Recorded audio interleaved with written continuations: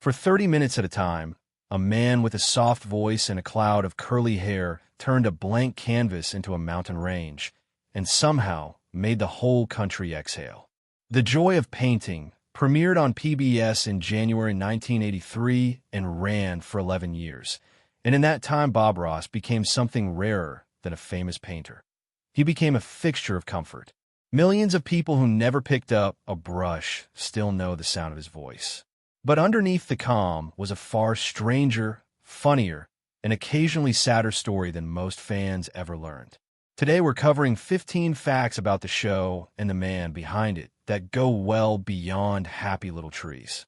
Stick with us until the end, because the final fact is about a twist nobody saw coming, a program that kept making new episodes decades after its host had passed away. If you enjoyed deep dives into the television that shaped our idea of comfort, go ahead and subscribe before we get started. The single hardest thing to reconcile about Bob Ross is that the calmest man on television spent almost 20 years being paid to be loud.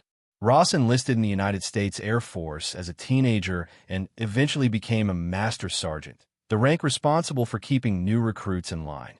That job meant barking commands before sunrise, inspecting bunks for wrinkles, and making sure grown men were terrified of being late.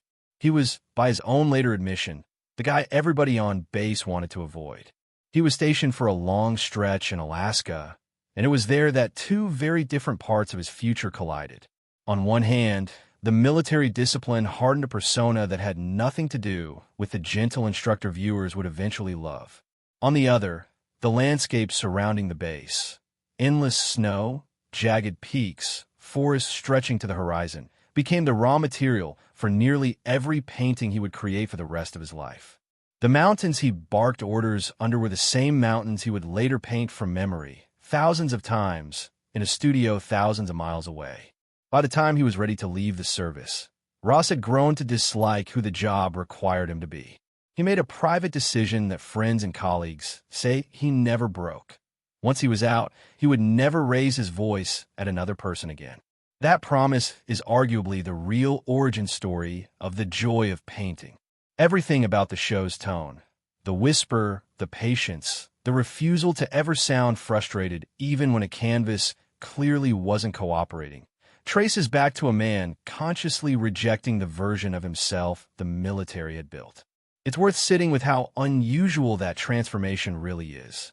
Most people who spend 2 decades in a demanding, disciplined role carry some of that intensity with them for the rest of their lives, whether they want to or not. Ross went the opposite direction and did it deliberately. He didn't drift into a gentler personality by accident. He built one, the same way he built a landscape, one careful decision at a time. Colleagues who knew him after his military years often remarked that they had a hard time believing the mild-mannered painter in front of them had ever shouted at anyone in his life, which was exactly the point. Viewers often assumed there had to be some kind of editing sleight of hand happening off camera. A complete landscape, including sky, mountains, water, and trees, in the length of a sitcom without commercials, seemed impossible to do for real. It wasn't a trick. The technique that made it possible was called wet on wet, and Ross didn't invent it. He learned it from another PBS painting instructor and adapted it into something distinctly his own. The idea behind wet on wet is simple to explain and difficult to execute well. Instead of letting a base layer of paint dry before adding detail, the artist works directly into wet paint, blending new colors on top before anything sets. That's how a single stroke could become a cloud, a ridge of snow, or the reflection of a tree in a lake almost instantly. There was no waiting, no drying rack, no cutaway. What the camera captured was, stroke for stroke, close to what happened in real time. The larger secret was how the show was actually recorded. Ross didn't film one episode a week the way most viewers assumed.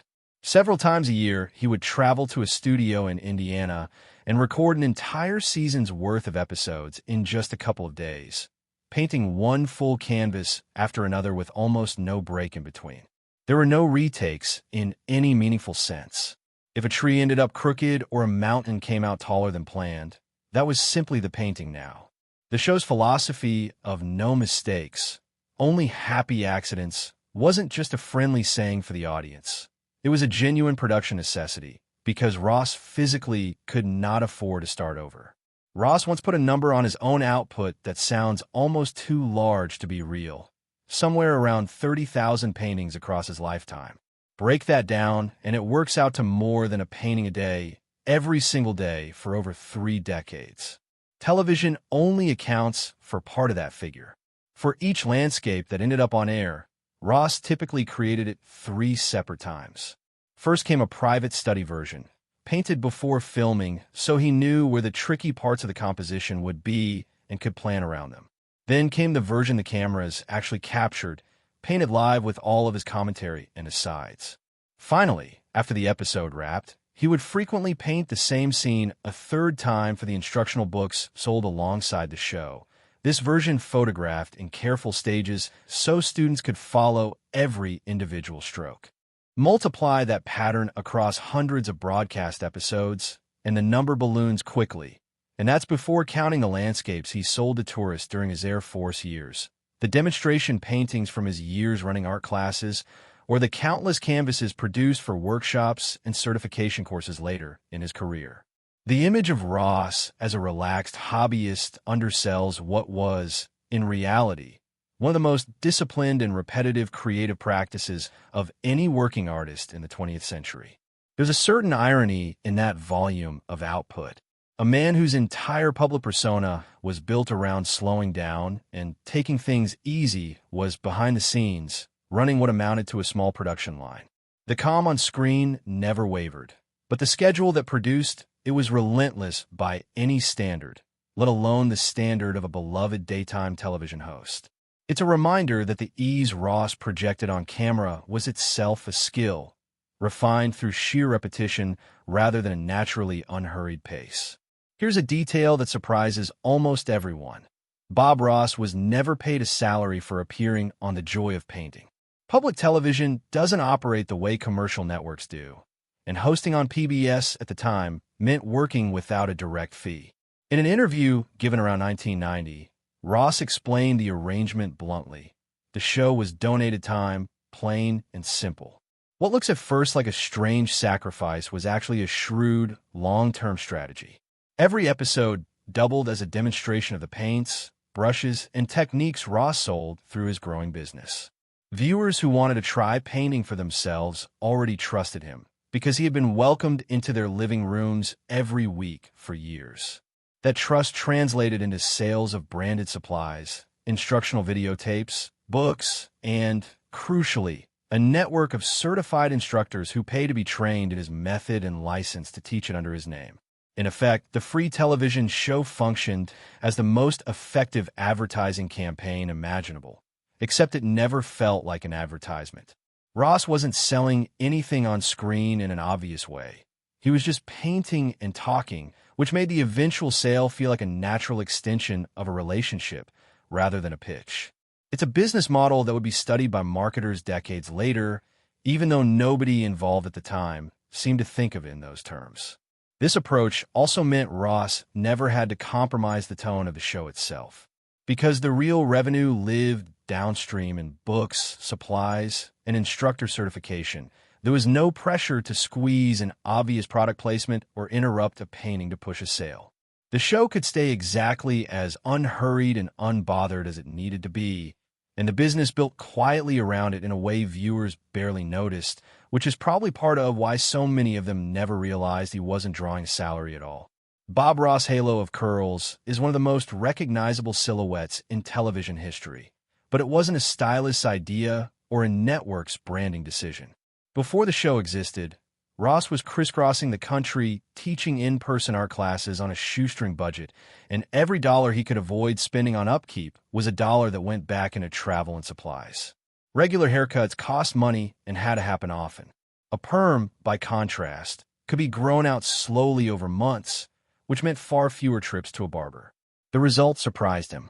His naturally straight hair reacted to the treatment by curling tightly, framing his face in a rounded shape that would later become instantly recognizable to millions of people who never even watched a full episode. It wasn't a calculated look. It was a budgeting decision that happened to produce an accidental trademark. Once the show became a hit, that silhouette started appearing everywhere. On station promos, on the covers of instructional books, on merchandise. Changing it later would have risked confusing an audience that had come to associate the exact shape of that hair with 30 minutes of calm. According to people close to him, Ross privately wasn't fond of the style at all, but by then it had become part of the visual promise the show made to its viewers, and he lived with it for the rest of his career. There's something fitting about the fact that one of television's most enduring visual trademarks began as nothing more than a frugal solution to a barber bill. Ross spent his career telling viewers that a wrong brushstroke wasn't a failure, just a happy accident waiting to be worked into the composition. His own hairstyle turned out to be a real-life example of that same idea, an unplanned outcome that ended up becoming inseparable from his identity. Years after the show ended, a data journalist decided to treat every single episode of The Joy of Painting as a research project rather than a nostalgia trip. Instead of just watching, he built a spreadsheet and logged which elements appeared in which paintings, treating decades of gentle television as raw statistical data. What emerged confirmed something longtime fans had always sensed without being able to prove. Trees weren't just common in Ross' work, they were close to a rule. They appeared in the overwhelming majority of his paintings, and whenever a single tree showed up alone, it was overwhelmingly likely that a second one would join it, matching his frequent on-air insistence that trees need company. Mountains, clouds, and bodies of water each turned up in a large share of the episodes as well, forming the backbone of his visual vocabulary. Human presence, on the other hand, barely registered. A distant cabin with a wisp of smoke or a small structure tucked into a tree line appeared far less often than the natural elements around it, and even then the buildings were usually dwarfed by the landscape, rather than serving as the focus. The analysis didn't uncover a secret formula Ross was consciously following. What it revealed was the remarkable consistency of an artist who, without any checklist, kept returning again and again to the same instinctive vision of untouched wilderness. What makes the exercise interesting isn't just the numbers themselves, but what they say about repetition as a creative strategy. Ross wasn't varying his subject matter dramatically from week to week, and he didn't need to. The comfort of the show came partly from knowing, on some level, roughly what you're going to get: trees, water, sky, mountains, rearranged just enough each time to feel new. The data confirmed that predictability was baked into the format almost mathematically, and that predictability may be exactly why it worked as well as it did. Across the full run of the series, Bob Ross painted an enormous variety of landscapes: cabins, barns, rivers, fences, snowfields, sunsets, but a human figure appears in his own work only a single time. In one episode from the show's third season, a lone silhouette of a cowboy leans against a tree near a campfire, rendered without facial detail, just a dark shape against the glow of the flames. Then the show returned to empty wilderness and never looked back. There were practical reasons behind the avoidance as much as artistic ones. Ross' entire technique depended on forgiving subjects. A tree can be reshaped mid-stroke without anyone noticing. A mountain can tolerate a rough edge and still look convincing. Faces don't offer that same margin for error. A slight misplacement of an eye or a mouth can turn a likeness unsettling in an instant, and Ross openly acknowledged that painting people made him uncomfortable within the tight, unforgiving window of a live half-hour recording. There's also a case to be made that the absence of people was part of what made the show work as emotional television. Empty landscapes leave room for a viewer to imagine themselves standing inside the scene. A crowded, populated canvas would have closed that door. By leaving people out almost entirely, Ross left an opening that millions of viewers, consciously or not, seemed to walk right through. Guest artists who occasionally filled in for Ross didn't follow the same rule quite as strictly, and a handful of episodes not painted by his own hand did include small figures moving through the woods. But those were exceptions to a pattern he maintained with remarkable consistency himself. For an artist who painted many thousands of times, choosing to leave people out of nearly all of them wasn't an oversight. It was close to a governing principle of his entire visual style. One of the more quietly remarkable episodes came out of a piece of viewer mail. Someone wrote in explaining that they were colorblind and assumed painting simply wasn't something available to them. Rather than offering a sympathetic but generic response, Ross used an entire half-hour episode to answer the letter directly. For that episode, he restricted his palette almost entirely to combinations of blue, brown, and white, building every value of gray from those three colors instead of reaching for his usual range of greens, reds, and bright blues. The finished landscape still had snow-capped peaks, layered fog, and reflective water, all built purely from contrast between light and dark rather than from a variety of hues. The lesson underneath the demonstration was straightforward. Composition and value can carry a painting even when color can't. Ross didn't turn the episode into a dramatic statement about overcoming adversity. He simply worked calmly through the same steps he always used, proving without fanfare that the constraint didn't have to be a wall. For the viewer who wrote in, it was a direct and practical answer. For everyone else watching, it was a reminder that the rules of art are often more flexible than they appear. It's a small episode in the grand scope of a decade-plus run, but it says a lot about how Ross approached teaching in general. He rarely treated any limitation as a reason to stop. Bad lighting, an unusual request, a viewer's disability, a tight deadline built into the production schedule. His default response to almost any obstacle was to work through it calmly on camera rather than talk around it, which is probably why so many viewers who never touched a paintbrush still describe the show as quietly motivating. Bob Ross' fondness for animals wasn't a character trait invented for television. It started in childhood. Growing up in Florida, he took an injured wildlife whenever he came across it, nursing squirrels and other small creatures back to health in whatever space was available, including at least one alligator he reportedly raised in the family bathtub as a child. That habit never went away, and it eventually made its way onto the show itself in small, unscripted moments. Viewers occasionally caught glimpses of a squirrel Ross was